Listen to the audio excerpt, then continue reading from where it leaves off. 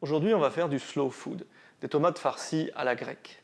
Rien à voir avec les tomates farcies de Cantoche, avec de la mauvaise viande et qui baignent dans une sorte de brouet abominable. C'est pas du tout ça. C'est un plat végétarien, un plat vegan, un peu par hasard. C'est surtout un plat paysan grec. C'est délicieux, c'est du slow food. J'espère que vous aurez envie de l'essayer. Alors il nous faut un tas de choses. 6 tomates, 3 poivrons, moi je préfère les jaunes, les verts sont un peu amers, 4 oignons, 4 gousses d'ail, 50 g de pignon de pain, du concentré de tomate, une cuillère à soupe, un bouquet de menthe entier, un bouquet de persil entier, il n'y en a jamais trop, 100 g de raisins secs, 150 g de riz, 20 centilitres d'huile d'olive et un peu de sucre. On va commencer par hydrater le riz. Ne vous excitez pas, hein, c'est de l'eau du robinet.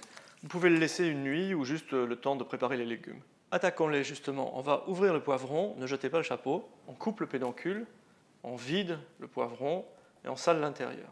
Même sort pour les tomates. Enlevez le pédoncule, coupez un chapeau et avec une cuillère, on enlève la chair des tomates. Ça résiste un peu, surtout quand les tomates ne sont pas super mûres comme celle-là. Je vous conseille d'investir dans une cuillère parisienne, c'est ça. Un investissement dingue, au moins 1,50 €. Et la chair, vous la mettez dans un blender ou un mixeur. J'espère que vous en avez un. Sinon, ce sera la fourchette. Ça marche aussi.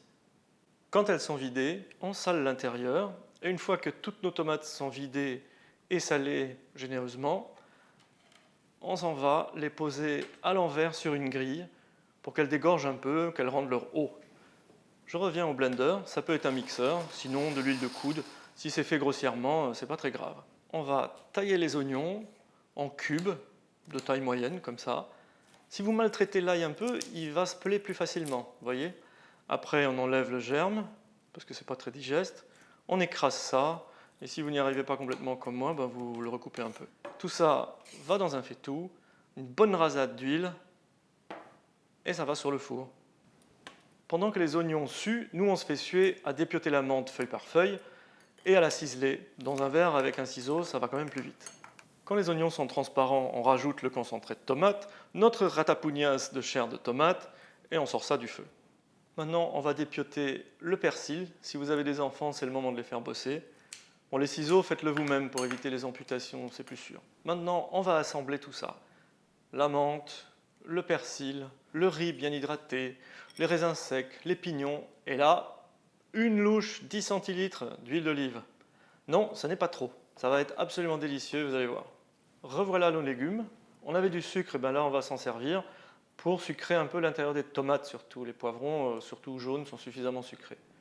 On farcit tout ça, lâchement, pas trop, parce que le riz va gonfler, sinon il va faire exploser vos légumes. Après, il y a du puzzle. Vous avez gardé les chapeaux, enfin j'espère. Vous les mettez sur le bon légume, c'est quand même plus joli. Pareil pour les tomates. Dernière astuce que m'a donnée une mamie grecque, retournez les tomates et les poivrons, le chapeau vers le bas. Ça se dessèche moins. Devinez quoi? Une autre louche d'huile d'olive. Ben oui, hein, c'est la graisse. Et là, ça va au four, c'est fini. Préchauffé à 180 degrés, four classique. Vous avez le temps d'aller faire une balade, ça prend 2 heures.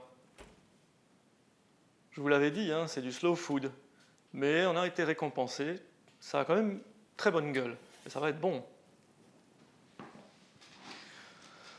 Bon, je vous l'accorde, c'est un plat qui demande un petit effort. Mais pas non plus insurmontable. Pour un plat végétarien, vegan, un plat qui fait rêver à la graisse, qui se mange entre amis, qui vous rappelle l'été, moi je dis, on ne peut pas faire mieux. Ça se mange tiède.